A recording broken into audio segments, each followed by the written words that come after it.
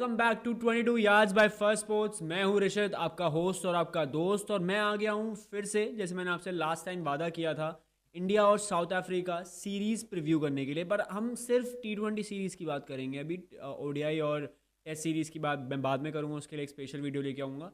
और series start होने वाली है 10 दिसंबर से, जहाँ पे इंडिया की वही टीम खेल रही है जो ऑलमोस्ट साउथ अफ्रीका ऑस्ट्रेलिया के अगेंस्ट खेली थी।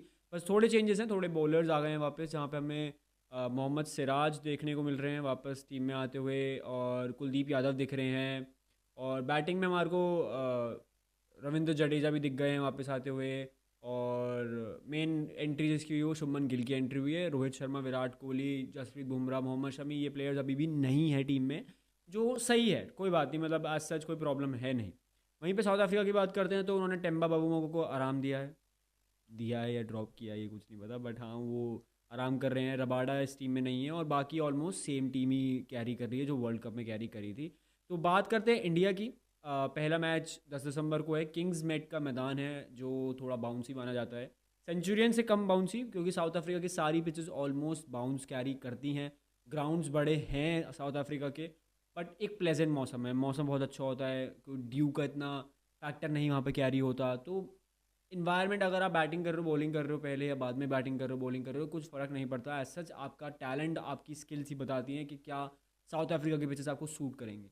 ऑलमोस्ट सारे प्लेयर्स जो इंडिया की तरफ से जा रहे हैं, ऑलमोस्ट सारे तो नहीं बोलूँगा, बस हाँ थोड़े बहुत जो एक्सपीरियंस प्लेयर हैं, ऑलमोस्ट पूरी टीम का ये पहला टूर होगा साउथ अफ्रीका का, जहाँ पे बाउंसी पिचेस को वो खेलते हुए दिखेंगे। हाँ, इंडिया ए के मैचेस बहुत खेले हैं, और बाकी और मैचेस जो हुए हैं वो खेले हैं, बट इंटरनेशनल लेवल पे आप अगर आ रहे हो, सीनियर टीम में अगर आ रहे हो, तो उनका पहला मैच होगा, पहली सीरीज़ होगी T20 की। और ये वर्ल्ड कप से पहले एक टेस्टिंग सीरीज़ हो सकती है, क्योंकि बहुत सारे प्लेयर्स इसमें टीम में हैं जो 2024 के वर्ल्ड कप में खेलते हुए दिखेंगे। तो बात करते हैं इंडियन टीम की क्या प्लेइंग 11 हो सकती है। तो मुझे लगता है शुभमन गिल की वापसी हो गई है, तो शुभमन गिल अब आ गए हैं टीम में, और ऋतुराज गायकवाड़ को बेंच वार्म करनी पड़ेगी। तो ऋतुराज गायकवाड़ इस सीरीज़ से बाहर जा रहे हैं, जबकि वो हीरो थे पिछली सीरीज़ के। तो ऋतुराज गायकवाड़ बाहर बैठेंगे, शुभमन गिल आएंगे। अब दूसरा जो एक कंसर्न लग रहा है वो है या ईशान या जायसवाल। ईशान के पास अपर हैंड ये है कि ईशान हमारे पास विकेट कीपर फैसिलिटी प्रोवाइड करते हैं, उनकी फॉर्म भी अच्छी है, जायसवाल की फॉर्म भी अच्छी है। तो मैं ईशान किशन के साथ जाना चाहूँगा, क्योंकि वो एक विकेट कीपर ऑप्शन अवेलेबल है, वो प्रोवाइड करवाते हैं। तो शायद से ईशान किशन को हम देखते खेलते हुए देखेंगे। फर्स्ट राउंड पे मैं श्रेयस अय्यर को देख रहा हूँ, फिर उसके बाद सूर्य कुमार यादव है, उसके बाद हमारे रिंकू सिंह है। रिंकू के बिना तो मैं टीम T20 की बनाऊंगा ही नहीं, आप भी ये बात जान लो। रिंकू मेरा फेवरेट प्लेयर है, अब सीरीज़ में देखता हूँ तो रिंकू की वजह से देखता हूँ। बट हाँ, रिंकू सिंह को मैं देख रहा हूँ एज अ फिनिशर खेलते हुए देख रहे हैं। अब मुझे कंसर्न ये लग रहा है कि अगर ईशान खेलते हैं तो विकेट कीपर ऑप्शन फिल हो जाता है, बट अगर वो जायसवाल को खिलाते हैं तो विकेट कीपिंग के लिए आपको शायद से जितेश शर्मा को खिलाना पड़ेगा। बट फिर भी अगर जितेश शर्मा मेरी टीम में बनते हैं, अगर ईशान किशन फिर भी खेल रहे हैं, तो ईशान किशन है, बट जितेश शर्मा ने जो ऑस्ट्रेलिया टूर में किया है वो बहुत अच्छे बड़े बड़े ग्राउंड पे छक्के मारे हैं। रायपुर का मैदान छोटा नहीं होता, उस पर बहुत अच्छी पारी खेली है, मिडिल में आके 30-40 रन बनाते हैं, एक स्टेबल स्टार्ट दे देते हैं अपनी इनिंग्स को, और इंडिया को एक अच्छी पोजीशन में ले जाते हैं। 30-40 बहुत क्रूशल है T20 में। जितेश शर्मा को मैं देख रहा हूँ। उसके बाद हमारे रविंद्र जडेजा वापस आ गए हैं, अक्षर पटेल बाहर से ले गए हैं, तो रविंद्र जडेजा आएंगे। उसके बाद दीपक चहर की अगर इंजरी नहीं होती है, अगर उन्हें कोई पर्सनल रीजन की वजह से बाहर नहीं जाना पड़ता है, तो दीपक चहर मेरी टीम में होंगे। उसके बाद मैं बात कर रहा हूँ, मोहम्मद सिराज आ गए हैं। और रवि बिश्नोई को खेलते हुए देख रहा हूँ मैं, कुलदीप यादव को नहीं देख रहा। रवि बिश्नोई की बॉल तेज़ आती है, हवा में तेज़ घूमती है, पिचेस फास्ट होंगी, और स्पिन अगर मिल गई रवि बिश्नोई को तेज़ के साथ, तो रवि बिश्नोई बहुत खतरनाक बन सकते हैं। तो रवि बिश्नोई को देख रहा हूँ, कुलदीप यादव को मैं नहीं देख रहा हूँ T20 साइड में। उसके बाद मैं देख रहा हूँ लास्ट मुकेश कुमार, जो बिल्कुल मोहम्मद शमी की तरह, जूनियर मोहम्मद शमी को माना जा रहा है उन्हें। क्या सीन क्या पता चलेगा, वो तो इस सीरीज़ में पता चलेगा। तो ये थी मेरी इंडिया की स्क्वाड जो मुझे लग रही है खेलते हुए। ये 11 प्लेयर पहले T20 में, और T20 की सीरीज़ है, बाद में जो चेंजेस होंगे वो होंगे। बट बात करते हैं अब साउथ अफ्रीका के बारे में।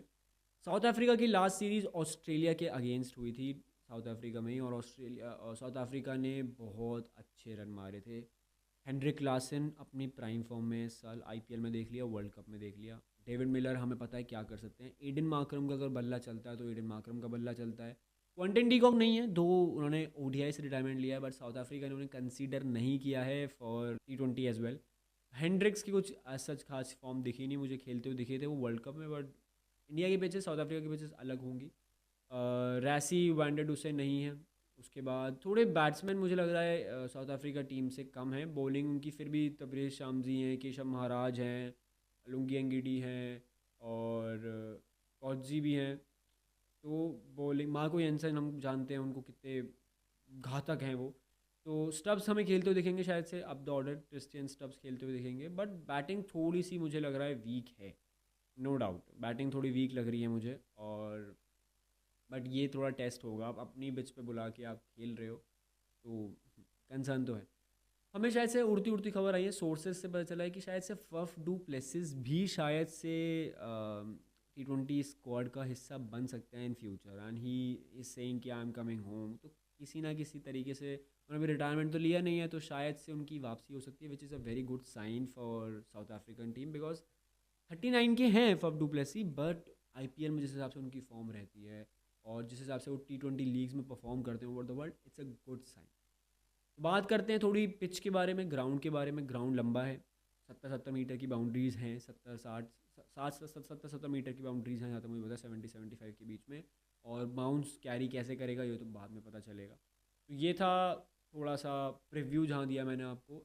इंडिया और साउथ अफ्रीका जब लास्ट टाइम भिड़े थे तो T20 सीरीज़ नहीं हुई थी, टेस्ट सीरीज़ हुई थी, वनडे सीरीज़ हुई थी, जहाँ पे इंडिया 3-0 से हारा था। तो ये थोड़ा कंसर्न है इंडिया के लिए। अब इंडिया जाएगी, कैसे खेलेगी, कैसे परफॉर्म करेगी, तो बाद में पता चलेगा। बट मेरा ये कि 11 बंदे हैं, अगर आपको लगता है कि ये लोग खेलने वाले हैं तो मुझे कमेंट करके बताना कि हाँ ये खेलने वाले हैं। साउथ अफ्रीका की सीरीज़ में मुझे लग रहा है इस सीरीज़ में केशव महाराज और डेविड मिलर जो होंगे वो स्टैंड आउट प्लेयर बन सकते हैं।